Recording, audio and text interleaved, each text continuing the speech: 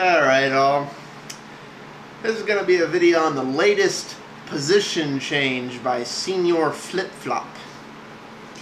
So, since this is a 15-minute video, I'm just going to dive right into it, and hopefully I can get through it in 2 parts. And some big developments in the Mac community. I just want to sit down here real quick and throw this out there. People's been wanting me to do a quick video on my opinion. And of course, everybody knows what it is: Steam for Mac. And this is, I think, this is wonderful news. This is absolutely wonderful news. Somebody finally had the balls to step up and say, hey, the Mac has finally established itself to be a viable platform, and it will be worth it if we can get into that market. There's millions of people that are on the iPhone, that are gaming on the iPhone, which can be a gateway into desktop Mac gaming. You know, they all use Intel chips, so doing the port won't be that hard. They said the games are going to be released simultaneously with the PC versions, and they're going to be native.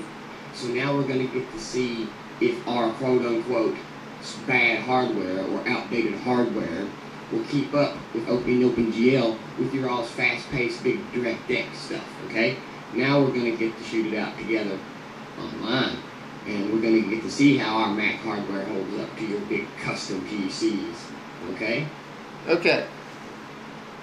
Few things there.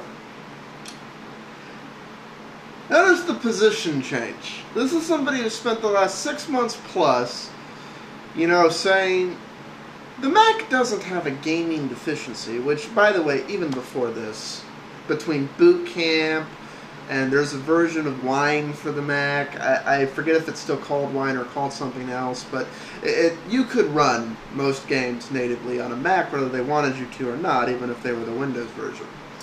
But this is somebody who spent the last 6+ months saying, you know, the whole gaming industry's dead as far as the PC goes.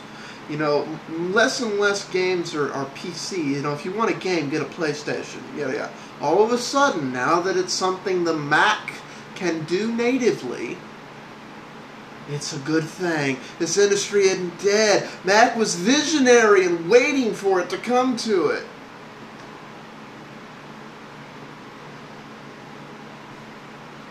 I just, you know, I don't have a problem with the fact that EMIC is completely biased.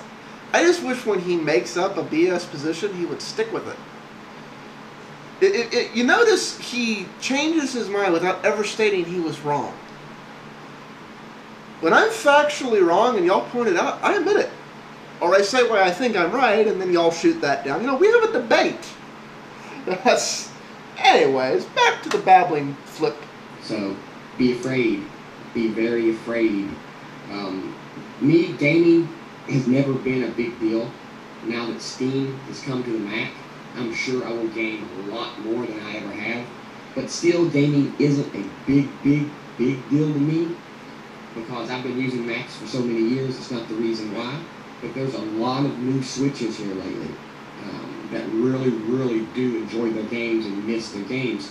And they've sacrificed that to be able to use the Mac platform, and I commend them for it.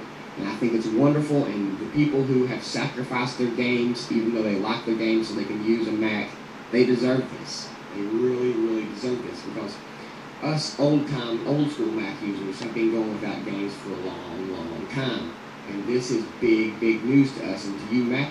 Yes, we've suffered for our Mac. We've sacrificed for the Yobs.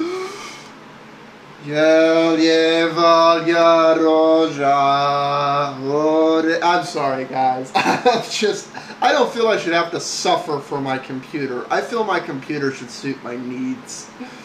So, yeah. Users, you get to grow up using Macs along with your favorite games. You have no idea how lucky that you are. Now you have the absolute best of both worlds. The only argument PC users have now against Mac users is I can build my own / I can upgrade. Okay, couple of things. A, that's not such a bad argument. As a matter of fact, I think that's probably the strongest argument for not buying a Mac I've ever heard. But for the non-technically inclined, there are other arguments. You know,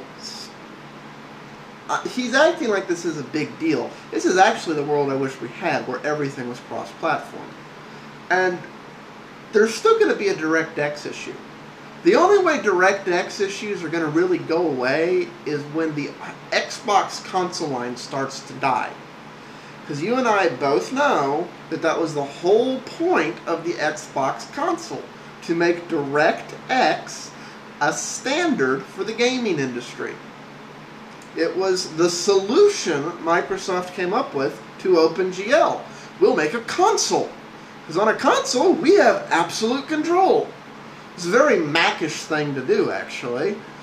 And that's still going to be an issue. If the game is designed to run best in DirectX, and they don't do all the ports necessary for OpenGL, then the native Mac version will not run as well unless you install DirectX on your Mac. You're still going to need DirectX. I'm not saying, don't get me wrong, do not put words in my mouth, people. I'm not saying DirectX is better than OpenGL. I'm just saying that's how the industry is set up right now. I'm a big fan of OpenGL. I really wish DirectX had never caught back on and OpenGL had stayed. It didn't work out that way. So that's still a ongoing and gonna be an ongoing issue. But I say the upgrade path is a sham, it's a con to get you to buy stuff. Look at the PS3, look at the Xbox 360. Their hardware hasn't been updated in 3, 4, 5 years, and their games that they're churning out for these consoles look just as good as the PC games do now that are coming out just about. So I think while upgrading can be a cool thing if you got the money for hobbyists, can give you maybe a slight little edge on something, but for the most part, it has nothing to do with being able to play games and is not a necessary component of gaming. Okay. Avid gamers who watch this, correct any factual errors I am about to make. But for the die-hard gamer, and I know some, upgrading is a big part of it. Because these are the people, I'm not talking about your casual gamer, I'm talking about your extremer who cares about getting that extra half a frame a second that their eye cannot see. Who cares about that extra 50 pixels of high definition quality.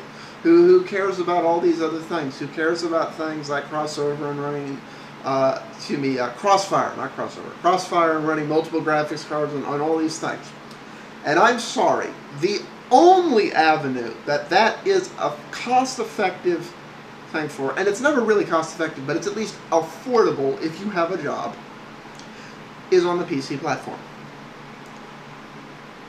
If tomorrow I wake up and need more RAM than my motherboard has, and need a new graphics card that just came out that needs another PCI Express, or like we're on PCI Express 16, whatever the heck we're on when that card comes out,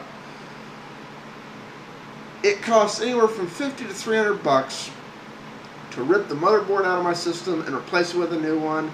And assuming my old motherboard's hardware, use the new stuff, swap it over. This is affordable. This is not an option at all in a Mac.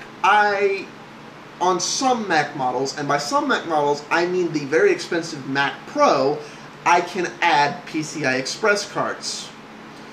I cannot add as many because most things that are built onto the motherboard I have to waste PCI Express cards on the current Mac Pro.